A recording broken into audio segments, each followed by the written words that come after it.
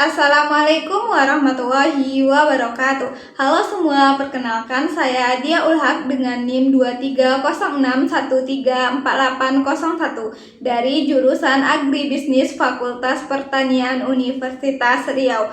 Baiklah, pada kesempatan kali ini saya akan membahas materi ekonomi sumber daya alam dan lingkungan yang diampu oleh Bapak Miki Herlon SPMSI. Materinya yaitu mengenai peranan sumber daya alam kaitannya dengan kemiskinan dan industrialisasi. Nah, teman-teman udah tahu belum apa itu peranan sumber daya alam kaitannya dengan kemiskinan dan industrialisasi? Nah, jika teman-teman belum tahu, yuk simak video ini sampai habis. Materi yang pertama yaitu sumber daya alam dalam perekonomian. Menurut Suparmoko tahun 2014, sumber daya alam adalah aset yang memiliki peran krusial dalam mendorong pembangunan ekonomi di berbagai tingkatan, baik lokal maupun regional. Sejarah perkembangan berbagai negara menunjukkan bahwa keberadaan sumber daya alam yang melimpah seringkali berbanding lurus dengan pertumbuhan ekonomi yang pesat. Negara-negara yang kaya akan sumber daya alam seperti minyak, gas, tambang, dan hasil hutan cenderung memiliki peluang yang lebih besar untuk mengembangkan sektor-sektor ekonomi lainnya. Sumber daya alam memberikan kontribusi signifikan tidak hanya terhadap pendapatan negara melalui ekspor, tetapi juga pada penciptaan lapangan kerja, pembangunan infrastruktur, dan peningkatan kesejahteraan masyarakat secara umum. Namun, meskipun sumber daya alam memberikan banyak manfaat bagi perekonomian, pengelolaannya yang tidak bijaksana dapat menimbulkan berbagai masalah. Salah satu tantangan utamanya adalah ketimpangan sosial yang tidak merata. Dalam banyaknya kasus, kekayaan alam hanya dinikmati oleh segelintir pihak, sementara masyarakat tetap hidup dalam kemiskinan. Selanjutnya yaitu hubungan antara sumber daya alam, kemiskinan, dan industrialisasi. Hubungan antara sumber daya alam, kemiskinan, dan industrialisasi saling mempengaruhi. Sumber daya alam menjadi bahan baku utama dalam industrialisasi yang dapat meningkatkan pendapatan dan mengurangi kemiskinan melalui penciptaan lapangan kerja. Namun, kemiskinan sering menyebabkan eksploitasi sumber daya alam secara berlebihan, merusak lingkungan, dan memperburuk kemiskinan. Di sisi lain, industrialisasi yang tidak berkelanjutan dapat menguras sumber daya alam dan mencemari lingkungan, sehingga mempersempit peluang kerja. Oleh karena itu, pengelolaan sumber daya alam yang bijak dan industrialisasi yang inklusif diperlukan untuk mengatasi kemiskinan secara berkelanjutan. Hubungan sumber daya alam dengan kemiskinan, ada beberapa faktor yang mempengaruhinya. Yang pertama yaitu paradoks sumber daya. Banyaknya negara dengan kekayaan sumber daya alam mengalami resource scarce, yaitu fenomena yang dimana ketergantungan pada eksploitasi sumber daya alam justru menghambat pertumbuhan ekonomi jangka panjang. Yang kedua yaitu ketimpangan distribusi kekayaan sumber daya alam. Yang ketiga yaitu degradasi lingkungan dan hilangnya mata pencarian. Eksploitasi sumber daya alam yang tidak berkelanjutan dapat menyebabkan kerusakan lingkungan yang berdampak pada hilangnya sumber penghidupan bagi masyarakat sekitar. Contohnya seperti aktivitas tambang emas ilegal di Indonesia menyebabkan pencemaran merkuri. Hubungan sumber daya alam dengan industrialisasi. Ada beberapa faktor yang mempengaruhinya, yaitu yang pertama, sumber daya alam sebagai fondasi industrialisasi, yang dimana sumber daya alam ini digunakan sebagai bahan baku untuk industri. Yang kedua yaitu ketergantungan pada ekspor sumber daya alam mentah. Yang ketiga yaitu peran teknologi dan inovasi dalam industrialisasi sumber daya alam. Selanjutnya yaitu hubungan industrialisasi dengan kemiskinan. Ada beberapa faktor yang mempengaruhinya, yaitu yang pertama, penciptaan lapangan kerja dan peningkatan pendapatan. Industrialisasi menciptakan lebih banyak lapangan kerja dibandingkan dengan sektor agraris atau informal. Yang kedua yaitu urbanisasi dan tantangan sosial. Industrialisasi sering mendorong pertumbuhan kota-kota besar yang menarik migrasi besar-besaran dari daerah pedesaan.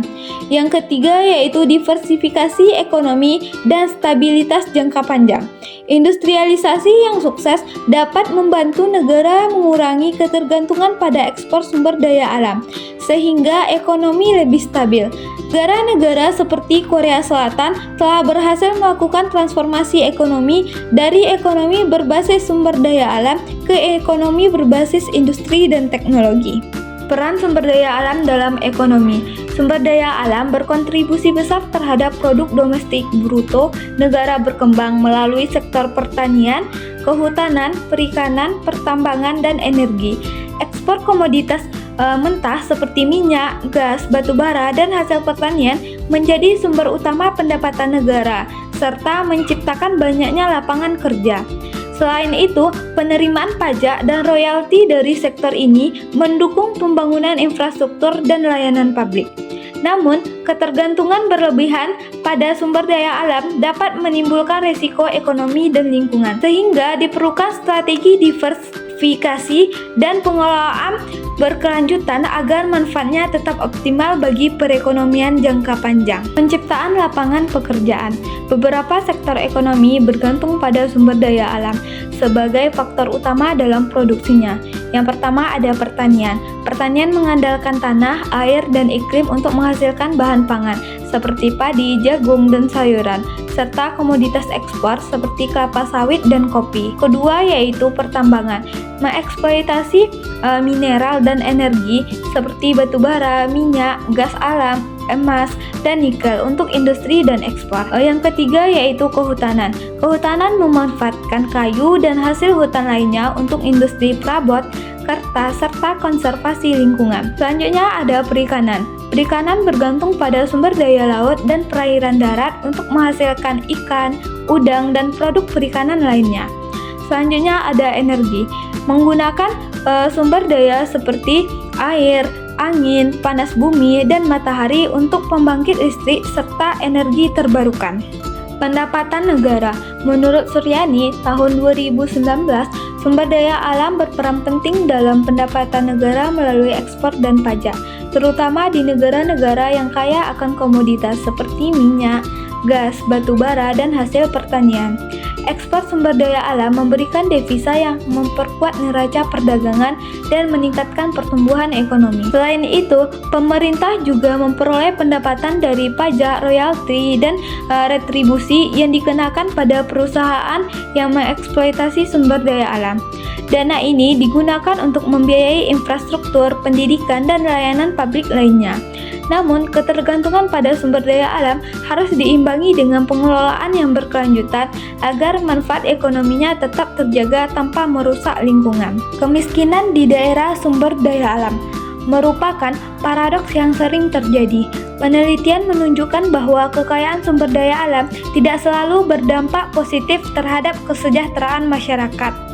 Di Tanjung Jabung Timur, meskipun kontribusi sektor pertambangan mencapai lebih dari 30% terhadap PDRB, tingkat kemiskinan tetap tertinggi di Provinsi Jambi. Hal ini disebabkan oleh eksploitasi sumber daya alam yang bersifat padat modal tetapi minim penyerapan tenaga kerja. Ketergantungan pada sumber daya alam dan dampaknya terhadap kemiskinan. Ketergantungan pada sumber daya alam juga memperburuk kemiskinan, seperti di Papua, di mana perekonomian sangat bergantung pada sektor pertambangan. Ketika harga komoditas turun, dampaknya langsung dirasakan oleh masyarakat. Faktor lainnya seperti rendahnya tingkat pendidikan dan kondisi alam yang tidak bersahabat turut memperparah situasi tersebut. Dampak lingkungan terhadap kemiskinan. Eksploitasi sumber daya alam yang tidak terkendali dapat menyebabkan berbagai bentuk kerusakan lingkungan. Seperti yang pertama, bencana alam akibat eksploitasi sumber daya alam. Eksploitasi sumber daya alam seperti penebangan hutan, pertambangan, dan pembangunan infrastruktur secara besar-besaran dapat meningkatkan resiko bencana alam seperti banjir dan tanah longsor, kekeringan dan krisis air, serta pencemaran udara dan penyakit pernafasan. Yang kedua yaitu degradasi tanah dan hilangnya mata pencarian. seperti hilangnya kesuburan tanah akibat pertambangan dan deforestasi, serta pencemaran tanah akibat limbah industri dan pertambangan. Yang ketiga yaitu perubahan iklim dan dampaknya terhadap masyarakat miskin. Contohnya seperti perubahan pola cuaca yang tidak menentu, kenaikan permukaan air laut dan hilangnya wilayah pesisir, serta meningkatnya frekuensi bencana alam global. Sumber daya alam dan industrialisasi.